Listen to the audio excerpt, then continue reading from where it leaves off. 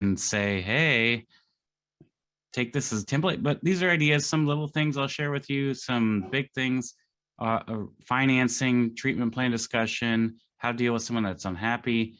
That is all going to be discussed tonight. And Kayvon's got a special offer here for attendees here at the end of the webinar.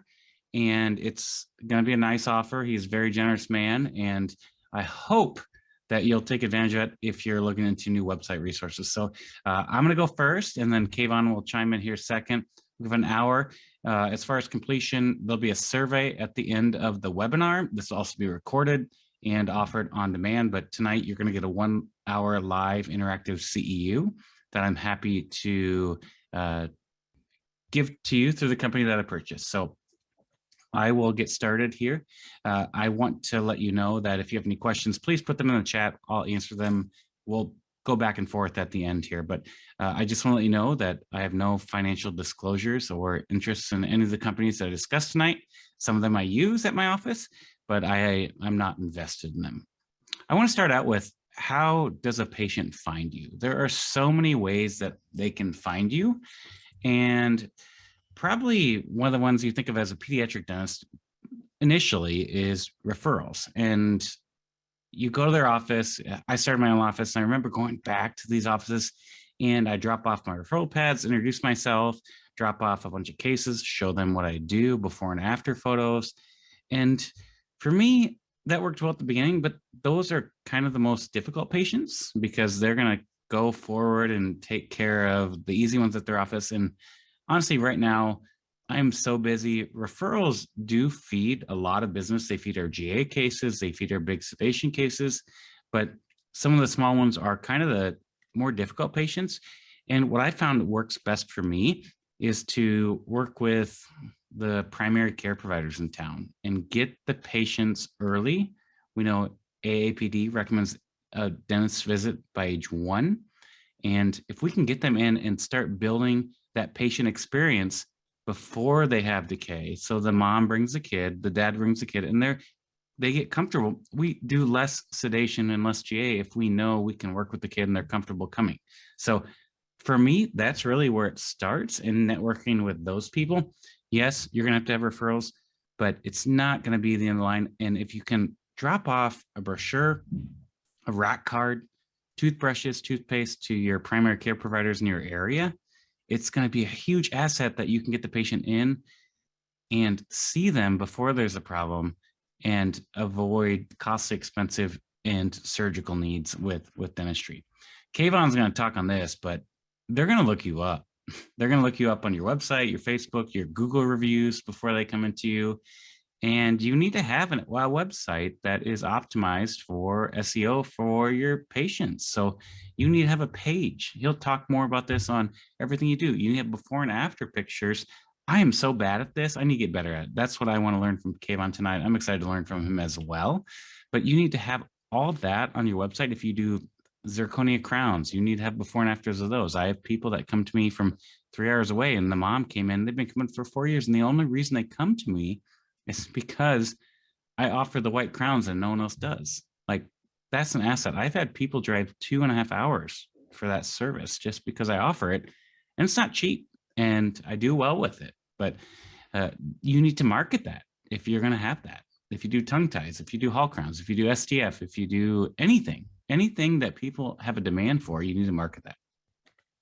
Social media, you have to be on this. I did this for a while in my office. I've hired a company to do it. And the best posts are the ones that are organic, that are like patients at your office or your staff. If there's a day that's there, that works really well to highlight. They can find you on that if someone else likes your post because they're friends with you or they want a prize and they want to repost it. That's a great way for you to get exposure and get another potential lead in the door. And I encourage you to do that. I need to be better at that. I've gotten so busy, I don't have the time to do it. And I really need to rely on my staff to do that now.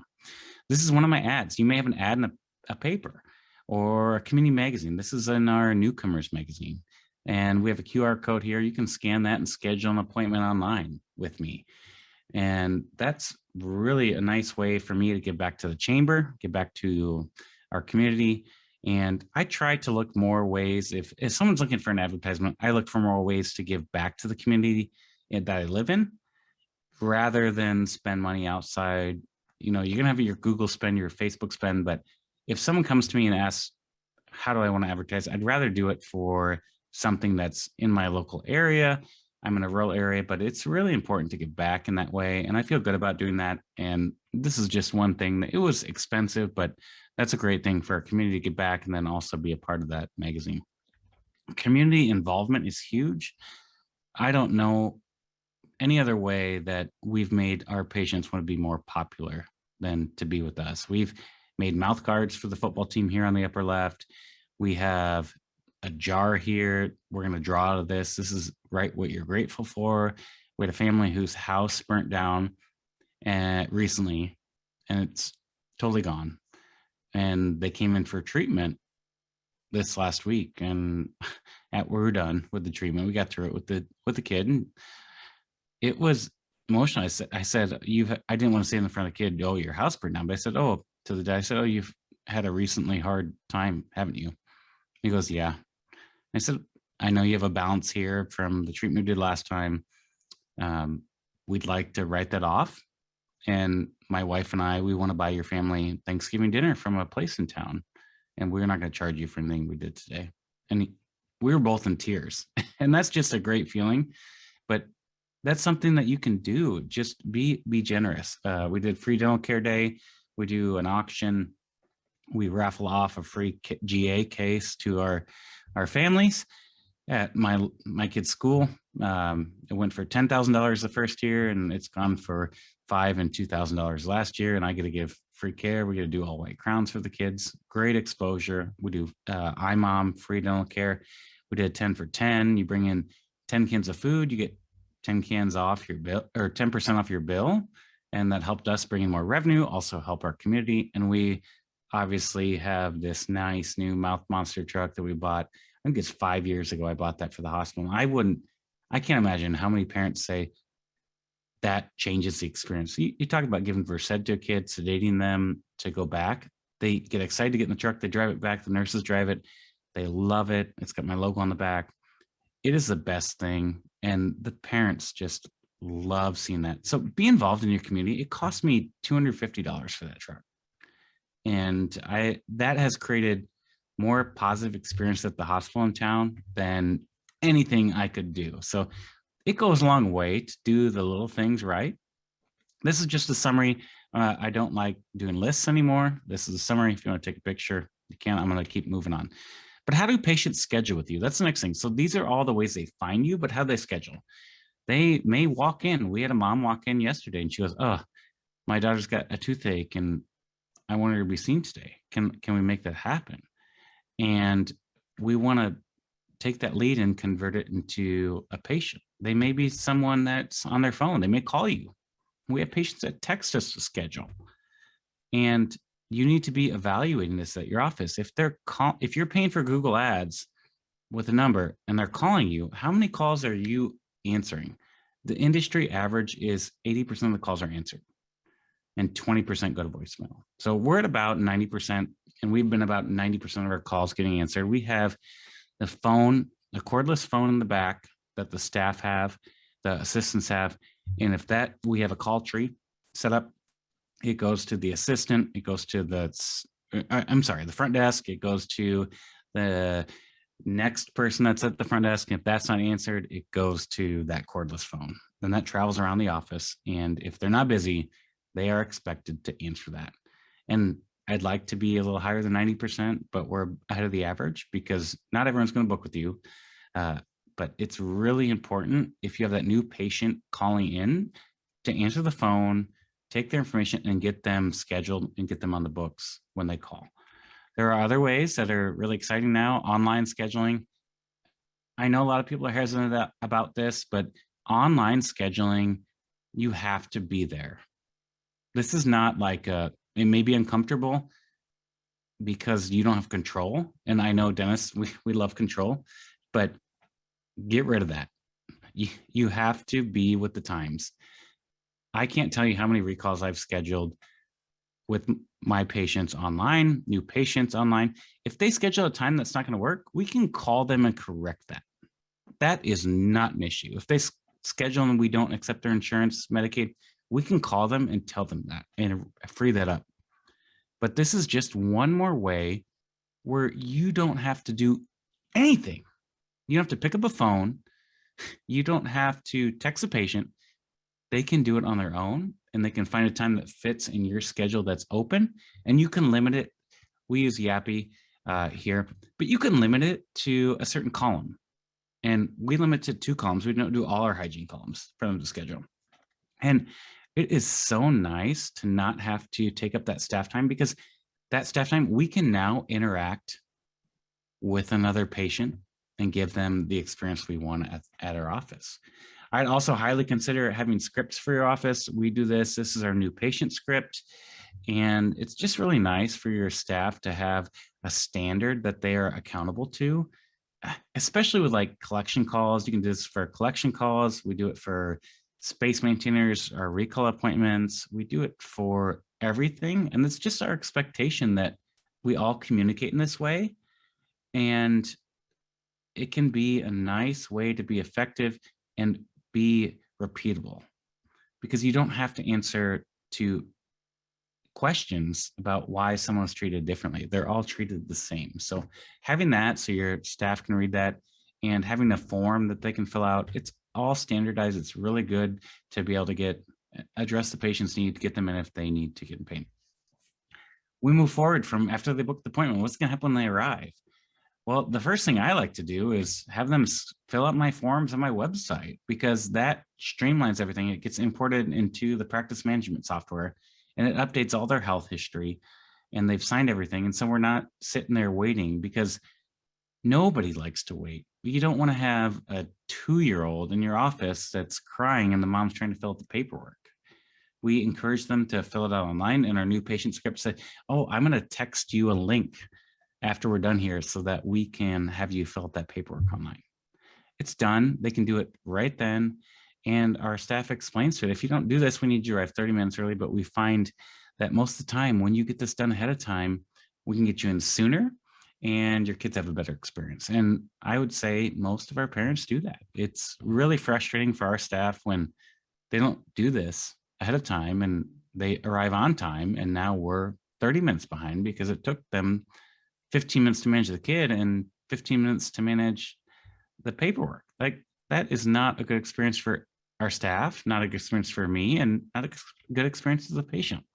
I would encourage you to automate everything. If you can, we have automated insurance verification, and it pulls all this info. So it pulls everything in that we can from any insurance company that will let us, and it puts it into our software. We know now, I'm in network with Delta Dental. We know this plan pays 80% of their UCR. We know their UCR, so we know their exact out-of-pocket expense. That's nice, right? You know their deductible, their maximum. You can't tell exactly what they've used or not if they've been somewhere else, but that's nice to do. It's nice to be a little more spot on than to be, I don't know what you owe today. We know this plan pays 80% on everything, and they have a copay. So you can collect that at your visit. You want your outdoors to look nice. I'm not the best at this. I need to hire someone to do this a little bit more frequently than I do. But also we just bought this video game machine because I saw something on Downtown, and I wouldn't tell you how many online reviews have been, oh, we love that place because the video game. It's like, that's something that's unique, something that I bought in town from one of our places. It has over 200 games, and it's just something different. Be unique at your office. Don't be the same as someone else if you're going to be a pediatric office. I'd also say keep up on maintenance. Here you can see dirty floors. If they walk into your office and there's dirty floors, that's one of my pet peeves. Is everything else clean? Are they doing a good job? My son just came in and this light was out at my office for a week, and it's like, I'm giving this lecture on how to have a good experience, and I have to explain every single day why this light is out. I changed the bulbs in it, but I can't get it fixed. Get it fixed. I fixed it this weekend with them. This bar was down. Like, keep up to date on your maintenance, on your dental equipment, on your office, and keep it looking nice. Provide the right tools to your staff. So if you want them to clean up that mess and you don't have a Swiffer that's portable or something that can go into that area and clean that floor easily, they have to get a mop and a bucket out. Are they going to do that? No. Have something readily available. And then we have a steamer. We have a Swiffer and a steamer. So when we need a quick fix, we use a Swiffer. When we need to clean the floor thoroughly, when the patients are gone, we use the steamer. When we have junk on the floor, alginate that we need to vacuum up, we use the portable Shark. When we need a deep clean of the office, we use the plugged-in Shark. Have that all available for your patients. In summary here, I'm going to keep moving on. Your staff, have them being welcoming is also very important. They are very important to take care of as well. I know we all have issues. I have this at my office. We're short right now. Take care of them, offer benefits, treat them with respect. All that stuff will go a long way, and expect them to treat people with respect as well. It should be a mutual street. If we look into the experience summary for what we're going to cover here, I'm going to go through these topics here. This should have been later, but I apologize. Parental presence or absence. I'll leave this here for you to read, but this has been kind of a hot topic. And I think even more with COVID, I hated this. I hated not having the parents in the room. And you can do what you want. There's a wide variety if you have the parent back or not back.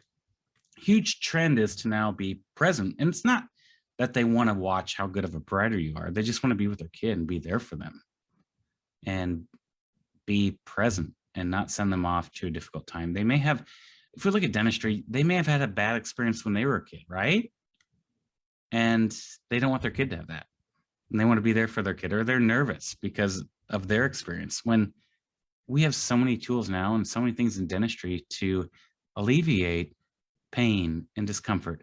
And honestly, dentistry's come a long way. And that experience that they have is not what they're getting with us today. And our expectations for pediatric dentists are not what they were when those kids were kids, our parents were kids. So keep that in mind. For parents, the objectives are from the APD is to participate in the exams, knee. They can see everything. You can coach them. They can offer physical support. If kids having a hard time, I'll ask the parent to come up and hold their hands and, talk to them and say, I know this is uncomfortable. Like, it's not comfortable to get an injection, but if you can acknowledge that can make the kid feel that they're being heard. And then observe the reality of their child's treatment. I love them back because if something's going to change and we already talked about it, we can then deliver a more positive experience. For providers, we can get the parents involved. They can see the cavity. You can take a picture, show them the picture, show them where it is. If something's not going well, you can go ahead and talk about a different option. Maybe you already talked about, okay, this is our plan. If this doesn't work out, we're going to go to here. And stop before things get to be the point of no return. When you have a crying kid, you're halfway through a procedure and you can't finish it. That's not fun for the parent, not fun for you, not for the kid. But if you already talked about that and you can say, I see where this is going, I don't think it's going to happen.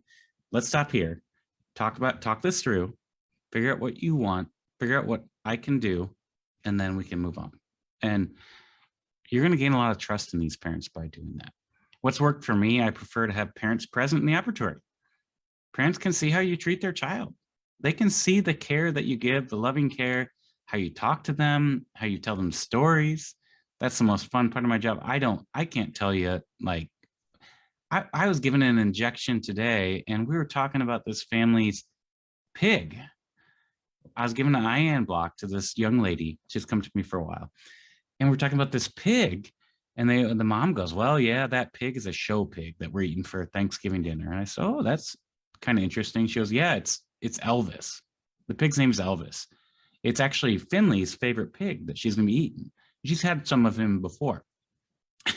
And I'm halfway through the injection and the kid just lets out a scream. She hasn't cried or anything before that, but she was more upset that she was eating the pig that she liked her favorite pig than me giving her an iron block. Like, that's the experience you want. Uh, they don't have any questions what happened to their child. If they're not there and the kid's screaming, like, what is the child going to say? What's going to be happening? We do have some strict rules. We only allow one parent. We don't allow mom, dad, aunt, uncle, other kids. Like if they're an infant, I'll allow them, but we don't allow other children because if something is not going well, we don't want that to impact their dental care and see what's going on. So we don't allow that. But if they're a baby, we'll allow them. And I've seen with this philosophy, as patients progress through my office, what I see is parents don't come back. They have built trust with me and they send their kid back on their own. And the kids don't have a problem with it. Like they trust you, they like you.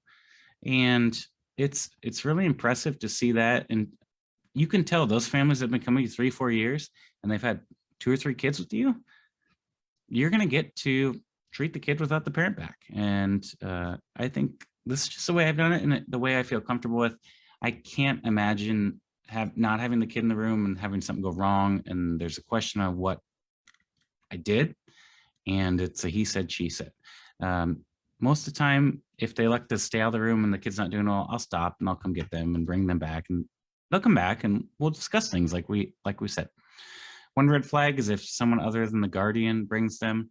That can be challenging. We've had issues at my office where we have consent for the grandparent to bring them, make decisions. It doesn't go the way the parent wanted and the guardian made a different decision, and I've been in front of the dental board. It's not fun. So we try to encourage parents to bring them. We try to address the chief complaint. At every visit, we ask why they're here, if they have any other concerns. That's really important to me. You don't want the kid coming in pain. One situation we just had today was we have a kid that needs sedation and she had one tooth bothering her and it was reversible pulpitis and I could do a Hall crown on it. So I did the Hall crown today and we're still going to sedate her. That's okay. But I addressed the chief complaint and we got her through the Hall crown. Now she has more trust in me and she felt good about it. She did, but we're going to have to do more work on it. But address the chief complaint. Don't waste the parents' time off work, the patient's time, because not everything has to be done at once. With treatment options, if you want to talk about acceptance, we have this continuum of behavior management that we can discuss, but you have to meet the patient where they are. Not everyone wants to have nitrous oxide. Not everyone wants sedation. And I've learned to meet the parent where they're at. And one of the ways I do that is by asking them, how do you think your child will do today?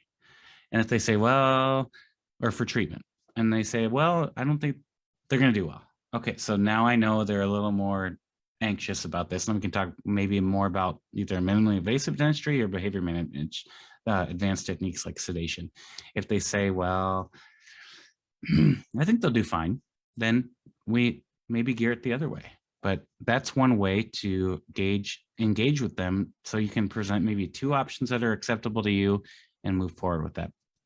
Don't schedule young kids in the afternoon. We have a limit. If you're 6 or under, you're in the morning for treatment, no exceptions. We want to set you up for success. If we look at in-office insurance plans and minimally invasive dentistry, I see kids every 3 months. So periodontal every 3 months. Caries every 6, like that's a huge difference, right? And you say, well, I see patients every day. How do you get paid for that? Well, you have an in-office discount plan. You can have this for clear aligners. You can have this for patients without insurance. If you want to offer 2 recalls, 2 cleanings, and fluoride, add $60 to your fee and give them a discount and offer this. I do this for minimally invasive dentistry. If I have a patient on a 3-month recall, this is what I give them. I give them an extra recall on top of their insurance, extra fluoride, extra cleaning. I give them pretty much unlimited SDF and protective restorations if they want. And if they don't want to do that, then maybe we talk about sedation for them. But that's one way to get acceptance, implement this. You can use any of these companies. There's plenty more out there, Bento, Illuminate, Clear, Dental HQ, or you can make your own in-house plan. But that's important to consider as well. Prior authorizations, finances, let's talk though. Finances, I always go to these lectures as a dentist and they say, prior authorizations are bad. And I'm like, what? They're bad? I mean, they help me out. Like the reason they're bad is because they take staff time. You have to send another claim out, so increase your cost to send this out. It delays patient care. So if they have like a pulpotomy that needs to be done, you got to wait 2 to 3 weeks to get that back. That could turn into an extraction and space mainter, or an extraction and orthodontic needs.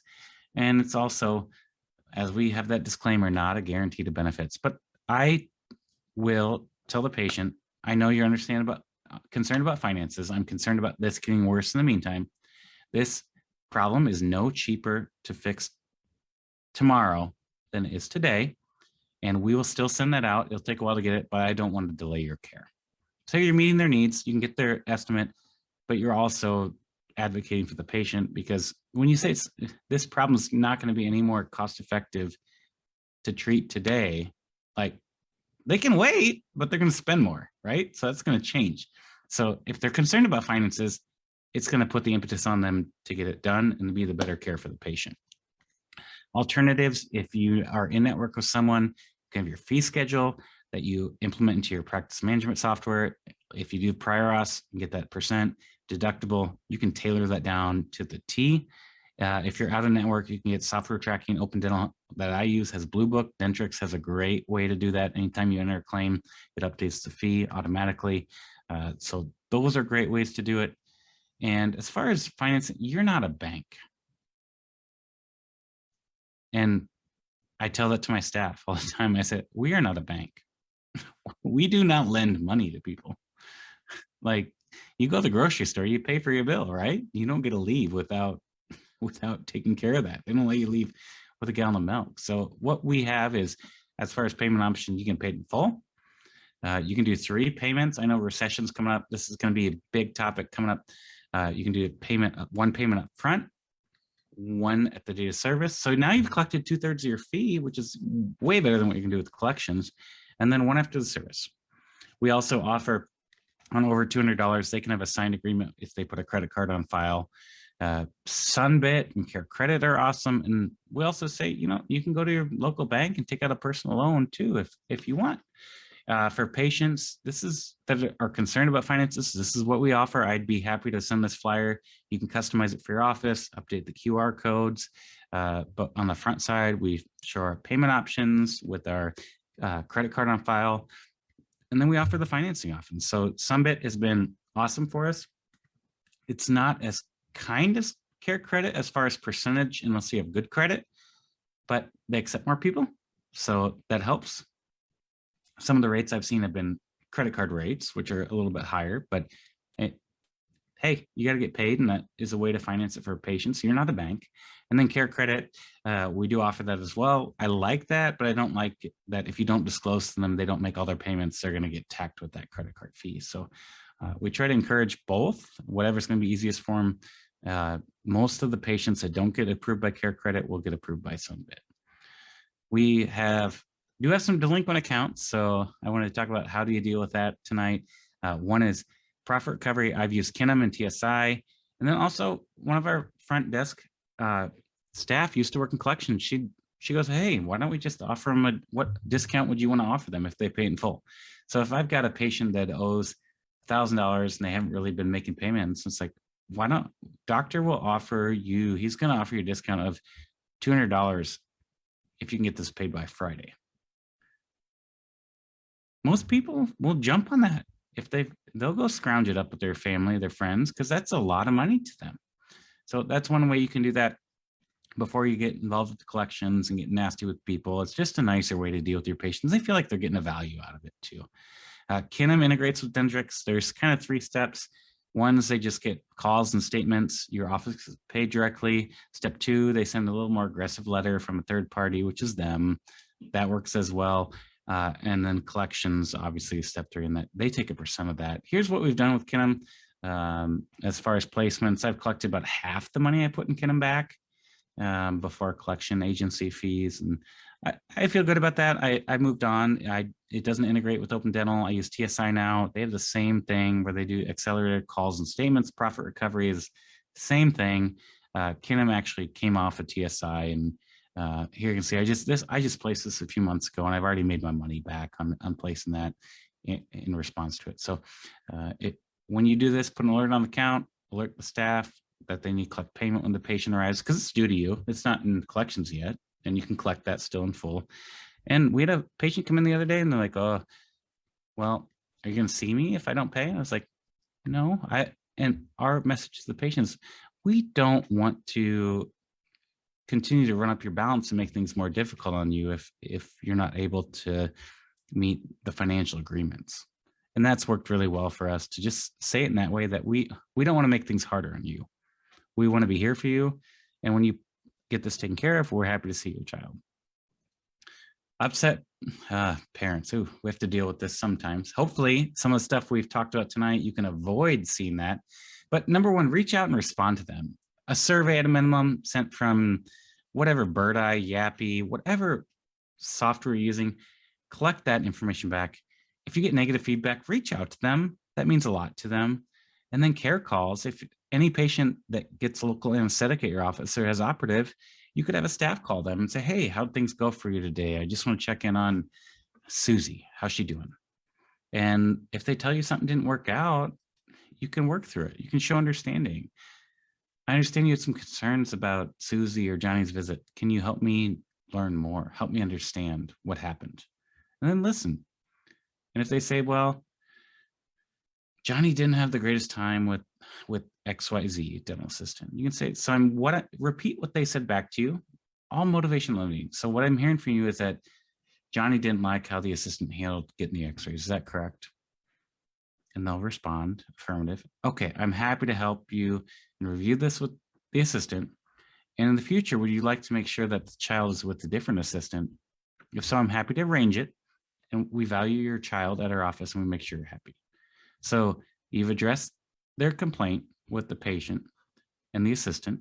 You're improving the assistant, and then you're going to make an alert saying to put them with one of your other assistants' names. Don't say don't put with XYZ assistant. Say put with one of the other two. And then when they come in, they know who's going to take them. And the assistants appreciate that too, because if they've had a problem with the patient, they don't want to deal with it either. Rude patients, we don't tolerate harassment, violence, verbal abuse. No, do not tolerate it. And no, you can't please everyone as well. If they're upset, it's okay to be upset, but it's not okay to talk in the way that they are. And tell them that. Say, I understand that you're upset, but it is not okay to act like this. And bring them back to level and move forward. And if they can't get that way, then you need to ask them to leave. It is not okay for them to harass your staff. Most situations can be avoided by effective communication, which we talked about tonight. If you know that you're going to be working on a tooth and it's going to be a pulpotomy or extraction and it's one tooth and the kid may not do well, and you've talked about if this doesn't go well, we can do the extraction. When the kid's not doing well, you can say we can do sedation, or they're already numb, we can get the tooth out. What would you like to do? And you've already talked about it, and the parents are ready to do the extraction.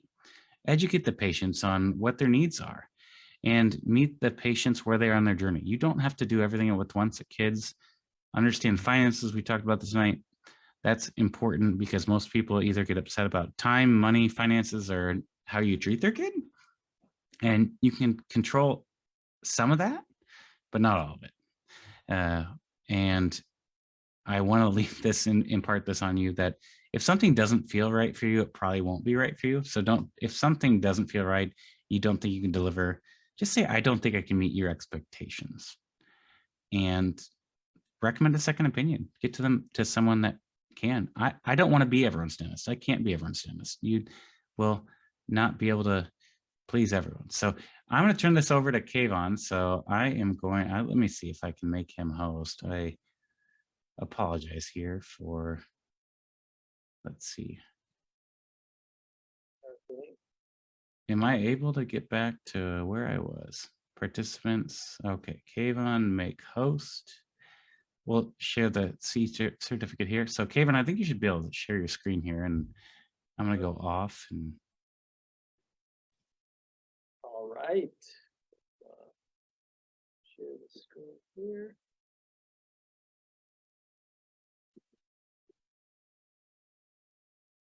Great. Can you see my screen? Hopefully so. yes, we can. Okay, perfect. Great. So welcome everyone. My name is Kayvon Mott with DocSites. A little background. I am a co-founder here at DocSites. We currently work with about 700 practices nationwide. So everything I'm sharing with you is based on hands-on experience, what we see working and continue to work with pediatric dental practices. So this is a really important part of the presentation I want to share with you. If you get this, it's probably the most important slide that I'm going to share, and that is this. This is the single biggest mistake I see pediatric dentists make when it comes to their marketing and their website, their online presence. So as a pediatric dentist, this is the mistake that you want to avoid at all costs. And that is to have a set it and forget it mentality. Dr. Jared did a great job of just explaining the whole experience, right? From how the mom hears about you, from the physician to when they come in, what do they see in their practice? These are all really important things. And sometimes as business owners, I'm a business owner, we get so busy, we want to treat everything like insurance. But you can't treat your website and your marketing for your pediatric practice like insurance, meaning you're just paying it every month and not looking. Because if you get that set it and forget it mentality, then you're probably at a loss with how effective your marketing is. You're probably at a loss with opportunities, with reviews, because again, you're just not on top of it. So maybe now is the best time for you to reassess your website and marketing. These are some signs that you might be ready to reassess your website or your marketing. If maybe your front desk's daughter built your website, or your husband or your wife who's an IT professional did your website, but they don't know dentistry, let alone how to market a pediatric office. Ask yourself, is the person doing my marketing, a one-off person in their garage, or do they really understand the needs of a pediatric dentist? So these are really important. Do you have an idea of what you're paying for? Again, we all get busy, but the biggest mistake you can make as a dentist is to treat your website, your marketing as insurance, setting it and forgetting it, right? So once you have that figured out, maybe this is your time that you're actually going to take a look. Hey, let me see what I have. These are the 3 steps that you can take to actually improve your online presence and get the most from your website and marketing, again, with the patient experience in mind. So before we dive into that, I want to share some tips of how you can actually increase those first appointment conversions. Because if you're spending all this money and effort on marketing, but they're actually not booking appointments, really, what's the point? So tip number 1 is make sure that your page has a new patients page. We've seen from data of hundreds and hundreds of practices that when you have that page, guess where the mom and dad click? Over there. If they're a new patient, their eyes are drawn towards that. So have a new patients page and put things like Dr. Jared mentioned. Put your online forms in there. Maybe if you have a new patient special, put it on there. If you are a personal and friendly practice, it wouldn't be a bad idea to put a photo of your team. Anything you can do to just really focus that messaging for the new patients will help them come in. Tip number 2, have a phone follow-up system. I love the phone follow-up system that Dr. Jared mentioned, right? He's pretty analytical and he can track it and he sees for his staff what's working for him. I have other clients who literally just hire one person and her sole job is to reactivate patients. All she does is call back people who've missed their appointments and bring them back into the chair. So what's not as important, it's not as important to have my system or Jared's system or whoever. The most important system is the one that you actually use, but it's really important that you have some kind of follow-up system that is consistent throughout your practice to book those appointments. And then tip number 3, you might want to consider doing a special offer. This is an example of a orthodontics practice, and they have different specials for braces, for Invisalign. So consider doing something like that and having somewhere on your website a new patient offer. It doesn't mean that you have to be the cheapest place in town, right? You can charge what you're worth, but again, consider having an offer for patients. So step number 1 in improving your online presence and really making the most of your website and marketing is for you to show up. So if we were in a room right now, which we are, a digital room, and I were to ask you, what's the one thing you get in life and in business that you only have one shot at? You don't get a second chance at it's your first impression. And your practice website is giving the first impression for the patient. Imagine, hey, who are you using for your child's dentist? Oh, I'm using, Dr. Bobby Smith. Great, let me look up Dr. Bobby Smith.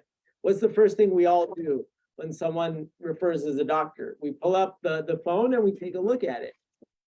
When we look, what do we see online? Usually the website's one of the few things that comes up first. So you just want to be aware of what first impression is that parent seeing when they come across your business or who you are. These are two examples of websites, one on the left, one on the right. Now, logically, you and I understand that these websites have no reflection on how great either dentist is clinically, how their bedside manners are, how friendly their staff is, how good their communication is, none of that. However, we live in a visual world. So everyone is actually really making first impressions. So if I were to ask you, what do you think of the dental practice on the left, Amore Kids Dentistry?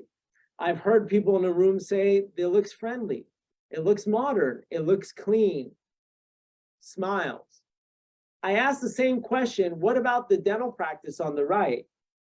And the answers I get are, it looks dingy, it looks outdated, broken, old. Dr. Jared mentioned the exact same thing. If someone walks into your practice and they see cracked tile or broken tile, they might think twice about having you work on their kid. But if they come and it's presentable, then they get a good sense and feeling. Your website is the first place they're going to get that first impression. And the truth is, you need to have something that's going to pull that patient into your practice. Otherwise, they're going to your competitor across the street. Have you Googled yourself? Ever since you came out of dental school, or maybe in the last 6 months or in the year, have you actually Googled yourself to see what comes up? Most people haven't. Take a chance to Google yourself, because a lot of people don't know what's coming up. For example, here is your Google My Business profile. Most dentists, when they will get Googled, this profile comes up. And you want to make sure that this profile has correct information, like this example. You want it to have a button that says website, where it goes to your website. You want it to be categorized here, as you can see, for pediatric dentists, or whatever it is you may do, braces, Invisalign, things like that. The more this profile is completed, the easier that you're going to get that patient in your chair, whether they come referred to or they're looking you up on Google. So first and foremost, make sure that profile is connected. So we talked about step one, which is really showing up. If you don't have a website, that is really step one. Make sure that you have a website, you have a web presence, and that on the minimum, you have a Google My Business profile that is showing your name on there. Now, if your last name is the business of the name, that's fine. People will make the association as Roberts Pediatric Dentistry. However, if you're, let's say, Laura Greenwald, and your practice is All Kids Dentistry, it's a good idea to put Laura Greenwald and All Kids Dentistry in the business profile so that both come up, because sometimes parents can't make that connection. They know you, they don't know your business name. So after you've shown up and your profiles are there, your Google and your website, how do you actually showcase what makes your practice different than everyone else? Again, we're in a super competitive world, so you want to make sure that your website, which is really the heart of your online presence, distinguishes you from your competition. So we're going to get into a few examples of exactly how you can do that. Tip number one to make your website stand out is to actually highlight your reviews. I have traveled all over the nation talking to pediatric dentists, and probably, other than the set it and forget it mentality that I discussed earlier, the biggest mistake I see dentists make is they don't do a good job of showcasing their reviews. So imagine you have 50 5-star reviews or 100 or 200, but when I come to your website, if I see 0, it's the classic example of if a tree falls in the forest, does it really make a sound? The reviews are no good unless the parent, the mom, the dad actually can see them and they're wowed by it. That's going to give them confidence to book that appointment. So if you see on this example on number 1, highlight your great reviews. We're one of the few companies that I've seen here at DocSites where we'll actually embed those 5-star reviews from your Google. It's really important. It builds credibility. What's also really big is video. So it wouldn't be a bad idea if you have your staff or someone be in charge or responsible for getting video testimonials, whether it's from the mom, the dad, or the actual patient themselves, of course, with their permission. And when you do that, you can showcase it on your website. Nothing makes someone feel more comfortable walking into your practice than if they get a sense of what they're walking into. And that leads me to tip number 2 of how you can stand out, which is add personalized photos. People really want to get a sense of what they're coming into, what they're walking into. The more your website can build that image for them with reviews, with personalized photos, and I'll share some other examples, the more confident that mom or dad is going to feel to pick up the phone and call. So adding personalized photos of your team is great. If you're a little concerned about, hey, I keep switching staff, it's hard to find them, that's okay. Maybe you just add a photo of yourself, and if there's another doctor, maybe you can add photos of your operatories or your waiting room.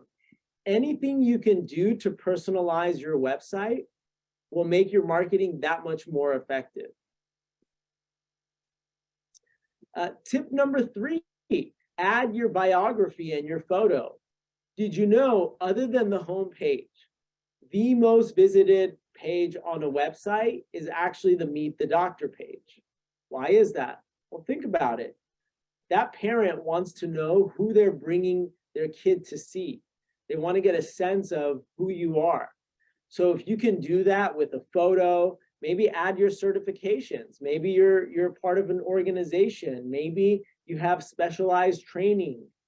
Anything like that that can showcase your expertise, your credibility, and especially a photo will really go a long way.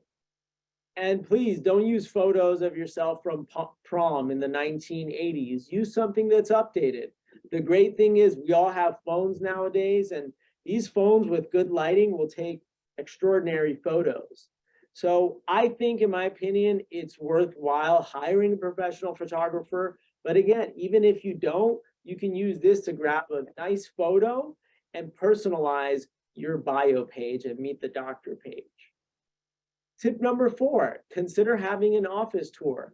You know, one of the cool things about having a pediatric dental practice, and I work on a lot of websites, so I see those first impressions, is you guys have the coolest offices, right? Some of them are painted with Disney characters, or you have toys, or you have Pac-Man games. You want to highlight that, because imagine, Dr. Jared mentioned, you know, people are writing reviews just about the Pac-Man toy or the arcade. Imagine that you can show that to people ahead of time. So consider, if you don't have an office tour page already on your website, to do that, because there's only one of your practice in the area, in the neighborhood, anywhere. Make sure that you highlight and showcase that with an office tour photo. This was another thing that Dr. Jared mentioned, which is highlight your presence in your community.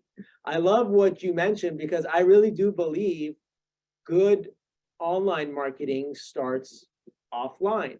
Even for myself and my business, when I first built my business, 13 years ago, Google and reviews weren't as big as they are now, and Facebook groups. I literally would show up to our community events where they saw us. Oh, there's the website guys. There's the website guys, right? And so good online marketing also starts offline. So that means going into your community. Dr. Jared mentioned a really great point, which is, hey, we've realized that when I actually make the connection and the relationship with the primary care physician, we end up getting patients at a younger age. They stay with us, they know us, they trust us. So be out there in a community. And one tip I would give is you might want to consider being in a community that you actually enjoy. So if you're a sports fan, if you like basketball, you know, my business partner has 2 kids, and one of them is at the age where he's actually now taking sports, and he volunteered as a coach. He likes that, he enjoys that, and it's also an opportunity to build himself in that community, in the school of the parents, you know, amongst the parents using him. So consider marketing towards a community that is what I call offline. You could be in a yoga class with them, you can be in a book club, a wine club. It doesn't really matter, but just consider going to some kind of community and making your name known. The second part of that is now highlighting your presence in the community. So if you take a look at this example, this is Roberts Pediatric Dentistry. Where they are located, there's something called the Normie Awards, which is an area, a region, a group of cities and areas, and they actually were awarded a Normie Award, which for them is a big deal. If you're in that community, you know about it. It's a big deal.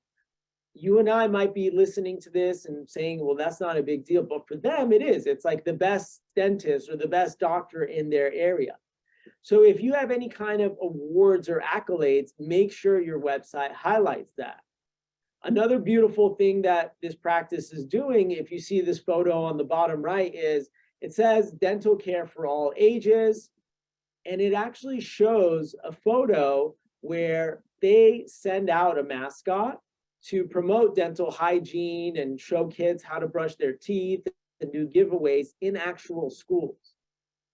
So imagine you're a parent, you're thinking about getting a doctor for your kid, you come on a website, right away you see positive 5-star reviews. Check, that's good. Then you scroll down and you see, wow, they won a local award for best doctor. Check. Then you scroll down again and then you see a photo of them in the community with kids who feel comfortable educating them. They're an expert. Another check. Enough checks and you're going to feel comfortable and book that appointment faster than if you just saw a stock photo website with a phone number. So consider all of these updates, because the more of these that you can actually do, the better. And also, if you haven't updated any of these that I've mentioned so far, consider doing them, because it might be a sign that you're ready to update your practice website. And tip number 6, I save this for especially for Dr. Jared, is highlight your before and afters. So again, if you're doing things like braces, Invisalign, if you have some cosmetic cases, or you're doing those zirconia crowns for the kids, make sure you show that, because people really want to get a sense of what they're buying for their treatment or their service. And nothing does that better than before and afters. So I know that, you know, not every actual case will allow it, and it doesn't make sense to, but again, you know, for your practice, if you're looking to do more of these cases where aesthetics matter, then it would be a good idea. Or even this, you know, what I would call an emergency dentistry case, because that kid looks like he just fell or broke his 2 front teeth, so that needs to be replaced. So again, consider this, because no one else out there has your level of work, and you want to make sure that you're showcasing that to others. So these are some examples of websites. If you were to take a look at these, just think to yourself, what's the first thing that stands out? When you look at these website examples, what stands out to you? Most people will reply photos, smiles, colors, and those are all true. Just notice again how much of the visual world we live in and how important seeing people and smiles and the use of color is to do that. Some tips for marketing. You want to make sure that you're using imagery and words for parents, not for other doctors. For example, most parents do not understand what a prophy is. They do understand what dental cleaning is. Most of them don't know what laser dentistry is. Well, what is laser dentistry? That sounds like it can hurt my kid, right? They don't know necessarily what easy crowns are until you tell them, oh, they're white crowns for children. 1 million have been placed worldwide. They help build confident, healthy smiles. A mom or dad gets that. They don't understand necessarily what's a laser dentist. So you have to explain the benefits, and again, imagine that you're speaking with them. Same thing goes with photos. You want to make sure that you don't use any photos with sharp objects, right? Even though that kid is smiling, it triggers something that in our mind, that if we see it or if the parent sees it, might say that might hurt my kid. So instead, you want to use friendly photos that don't have any sharp objects or sharp things or metal things going into their mouth. So we've talked about steps 1 and 2. Step 1 is showing up. Do you have a website? Do you have a Google presence? Are they optimized correctly? Is it optimized for just your name, or is it your practice name and your name? Really important. Step 2, we just finished, which is now that you have a website, how do you actually personalize it and show your uniqueness? You can highlight your reviews, you can update your photos, add personalized videos and photos, smile galleries, and really so much more. So now that you have these first 2 steps covered, it's a matter of showing up consistently and being seen. In other words, marketing your practice with digital marketing.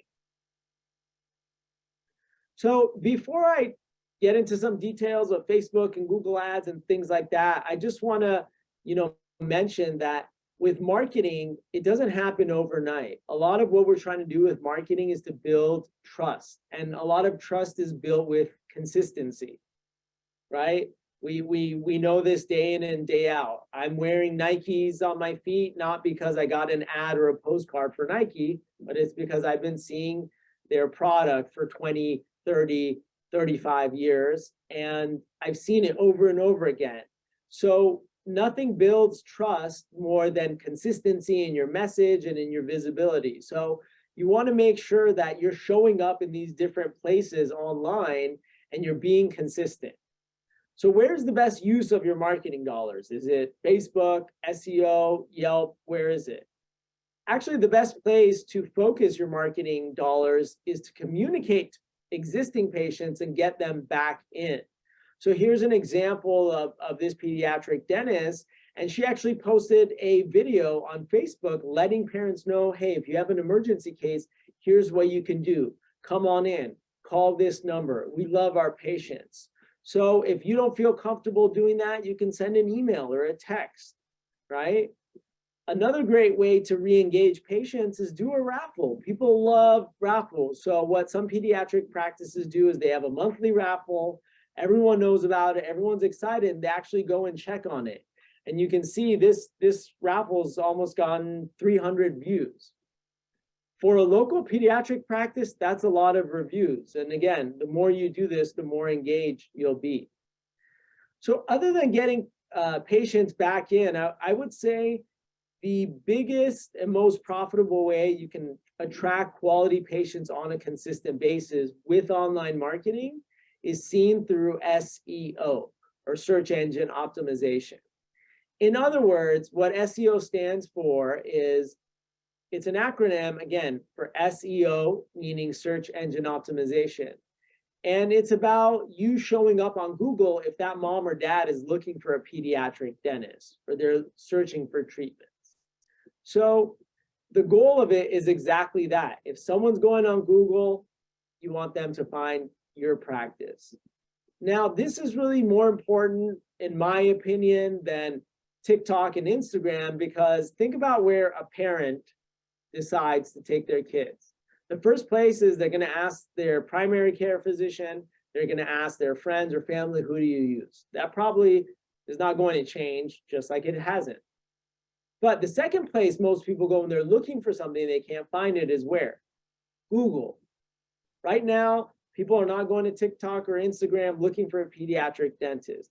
Maybe in 10 years, we'll all be in the metaverse and we'll walk into places. But right now, and in the foreseeable future, they're going to Google. So you want to make sure you show up on Google because that's where the parent is looking for you. So with SEO, there's different factors that come into play.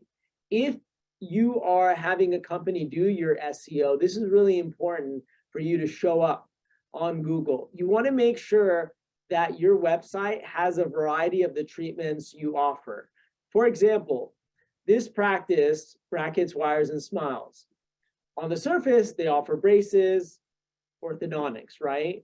But it was really important for us to list out the different types of braces and orthodontics they offer because of how that mom or that dad will be looking for their kid or their teenager.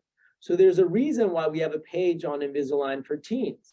There's a reason why we wrote a page on Phase 1 orthodontics, because parents are more savvy than ever. They'll actually go on and search, oh yeah, I need accelerated orthodontics. I'm looking for Invisalign for my teenager.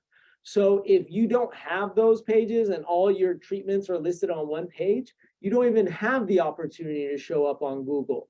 Whereas your competitor across the street who knows this strategy is going to show up and beat you, all things being equal. The second part of SEO, if you happen to work with a company who is doing your SEO marketing, is blogging. Essentially, what blogging is adding articles to your website so that when patients are going online searching for you, they find your blog, they find your website.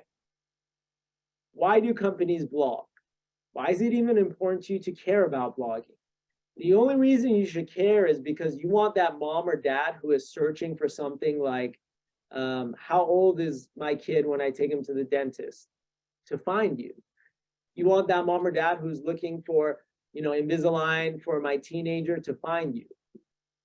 With that said, you want to make sure that the SEO that's done, the articles that are written on your website, are focused on what parents are searching for. For example, Invisalign in your city. You want to make sure that you don't work with a company who's posting things like, how swimming improves your child's oral health. Because I guarantee you no mom or dad or anyone is looking for a pediatric dentist searching that. So again, here at DocSites, we're very focused on making sure you're visible for what that parent is searching for, keywords that you and I would use looking for a pediatric dentist. And then lastly, if you haven't considered it, you can actually do targeted ads on Google and Facebook. So for example, you can set a Google AdWords budget and say, hey, I have $1,000 a month, and anyone who searches for kids dentist near me in a 3-mile radius around my office, show them my ad. And with Google Ads, you only pay if someone clicks on your ad. So it's a great way to be targeted and actually show up for people looking for you. And this is something that here at DocSites, we can help you. There's companies out there who can help you with Google AdWords. And it's really worth something that's worth trying to see if it works for your practice. Social media and Facebook. This is really important, especially for pediatric practices. People want to come to your Facebook to get a sense of who you are. Again, a lot of people are not looking for a dentist on Facebook.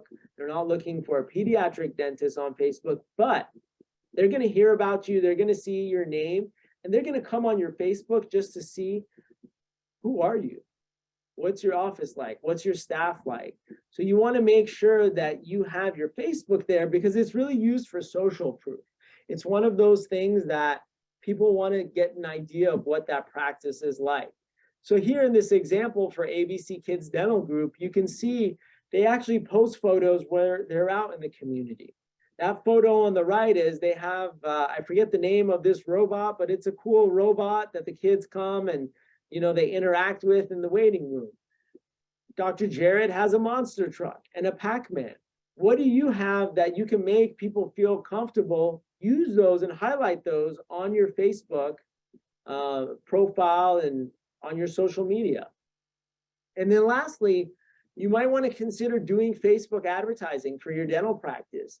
It works similarly to Google in the way that you can target it for a really specific area. You can put a 3-mile radius around it. You can put a special offer on it. Just one thing I will note, Google tends to generate more quality patients who will actually book with you versus Facebook. Ask dentists out there. With Facebook, you're gonna have to chase a lot more, follow up a lot more. The reason is because that parent who's looking on Google is coming for you. They're looking for you. They're actually going in there and typing, I need a pediatric dentist. Versus on Facebook, they're just scrolling their feed and you hit them with an ad and they kind of said yes and they gave you their info, but they weren't really interested. So just one thing to keep in mind, but again, Facebook is also another great way to get visibility in your community. And lastly, if you're going to do Facebook, consider doing these, more engaging posts. Highlight your staff, have a wall maybe where you do a kids giveaway. The best thing I can say for this to make it consistent is fold this into something you're already doing into your practice. What I mean by that is, let's say the patient comes in, the first thing you have to do is fill out the form. Then someone takes them in the back. Then the last step is they get billed, and then the last step is they leave. In between them getting billed and them leaving, you might have an extra step where, hey, would you like to stand in front of, this wall and take a photo? You get a toothbrush, we enter you in a raffle. When you do it like that, it's less work for your staff because they're already doing 6 different things at the same time. But if you can fold it into a habit or a system that you're already doing with your team, it's going to be much easier to keep it consistent with your entire team. So in summary, you want to make sure that you show up, showcase how your practice is unique, and really be seen consistently. So again, thank you for the opportunity to present.